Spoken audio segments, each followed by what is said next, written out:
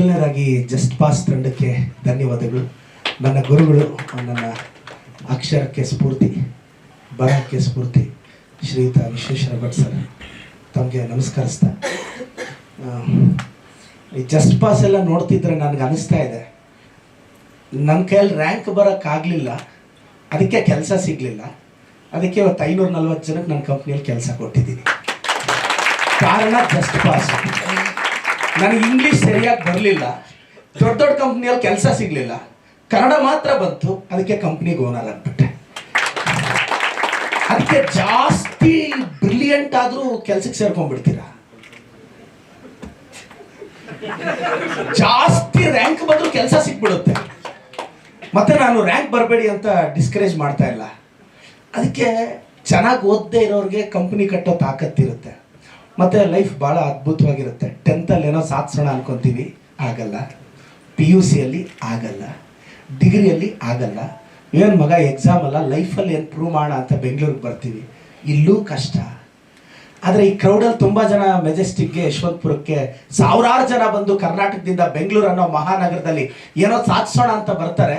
ಆದರೆ 70-80% ಜನ ಈ ಬೆಂಗಳೂರು ಅನ್ನೋ ಮಹಾನಗರ ಅವ್ರ ಕಣ್ಣಲ್ಲಿ ಕಣ್ಣೀರು ಹಾಕ್ಸ್ಬಿಡುತ್ತೆ. ವಾಪಸ್ ಊರಿಗೆ ಹೋಗ್ಬೇಕು ಅಂತ ಪ್ರಯಾಣ ಬೆಳೆಸ್ತಾರೆ. ಅಂತ ನನ್ನಂಥ ಹುಡುಗರು ಎಷ್ಟೇ ಕಷ್ಟ ಆದರೂ, ಅವಮಾನ ಆದರೂ, ಸ್ವಲ್ಪ ರೈಟ್ಗೆ ಹೋದ್ರೆ ಅಲ್ಲಿ ವಿಧಾನಸೌಧ ಇದೇನು ಅನ್ನೋದು ಕಂಡಿಡ್ಕೊಂತೀವಿ ನಮ್ಮಂತ. ನನಗೆ ಯಾಕೆ ಜಸ್ಟ್ ಪಾಸ್ ಅಂದರೆ, ನಾವು ಯೋಚನೆ ಮಾಡೋ ರೀತಿ ಇದೆಯಲ್ಲ ಸರ್. ನನ್ನ ಫ್ರೆಂಡ್ಸ್ ಎಲ್ಲ ಚಂದ್ರನಲ್ಲಿ ನೀರು ಸಿಗ್ತಾ ಇಲ್ವ ಅಂತ ಯೋಚನೆ ಮಾಡ್ತಿದ್ದಾರೆ. ನಾನು ಸಾಧ್ಯ ಆದರೆ ನನ್ನ ಅಸೆಂಬ್ಲಿಯಲ್ಲಿ ಕಣ್ಣೀರು ಒರ್ಸಕ್ಕೆ ಟ್ರೈ ಮಾಡ್ತಾ ಇದ್ರು. ನನ್ನ ಬ್ಯಾಚ್ಮೇಟ್ಸು ಚಂದ್ರನಲ್ಲಿ ನೀರು ಸಿಗುತ್ತೆ, ನಾನು ಹೇಳಿದೆ ನಮ್ಮೂರಲ್ಲಿ ಕಣ್ಣೀರು ಒರ್ಸೋದು ಬಾಕಿ ಇದೆ ನನಗೆ ಅಂತ. The way on average student thinks, ಒಬ್ಬ ಆವ್ರೇಜ್ ಹುಡುಗ ಥಿಂಕ್ ಮಾಡೋದೆ. ಮತ್ತು ಏನು ಗೊತ್ತಾ, ಈಗ ಜಸ್ಟ್ ಪಾಸ್ ಆಗಿರೋರು ಯಾಕೆ ಲೈಫಲ್ಲಿ ಗೆಲ್ತಾರೆ ಅಂದರೆ, ಸೋತು ಸೋತು ಸುಣ್ಣ ಆಗೋಗಿರ್ತೀವಿ ಲೈಫಲ್ಲಿ. ಇನ್ನೊಂದ್ಸಲ ಸೋಲಕ್ಕೆ ರೆಡಿ ಆಗ್ತೀವಿ, ಭಗವಂತ ಗೆಲ್ಲಿಸ್ಬಿಡ್ತಾನೆ. ಅದಕ್ಕೆ ನೀವು ನಾನು ಹೇಳೋದು, ಭಯ ಬೀಳಕ್ಕೆ ಹೋಗ್ಬೇಡಿ, ಜಾಸ್ತಿ ಎಕ್ಸ್ಪೆಕ್ಟೇಷನ್ ಇಟ್ಕೋಬೇಡಿ. ಸಿನ್ಸಿಯರ್ ಆಗಿ ಮಾಡಿದ್ದೀರಾ, ನಿಯತ್ತಾಗಿ ದೇವ್ರಿಗೆ ನಮಸ್ಕಾರ ಹಾಕ್ಕೊಂಡು, ದೇವಸ್ಥಾನ ದೂರ ಇರುತ್ತೆ, ಮನೆಯಲ್ಲಿ ಎದ್ಮೇಲೆ ಅಪ್ಪ ಅಮ್ಮಗೆ ನಮಸ್ಕಾರ ಹಾಕ್ಕೊಂಡೋಗಿ ಗೆದ್ದು ಬಿಡ್ತೀರಾ. ಅವರೇ ದೇವರು. ನನಗೆ ಕೇಳಿದ್ರು ಚುನಾವಣೆ, ನಾನು ಬೆಳಗ್ಗೆ ಹೋಗಿ ನಮ್ಮ ತಂದೆ ತಾಯಿಗೆ ನಮಸ್ಕಾರ ಹಾಕಿದೆ.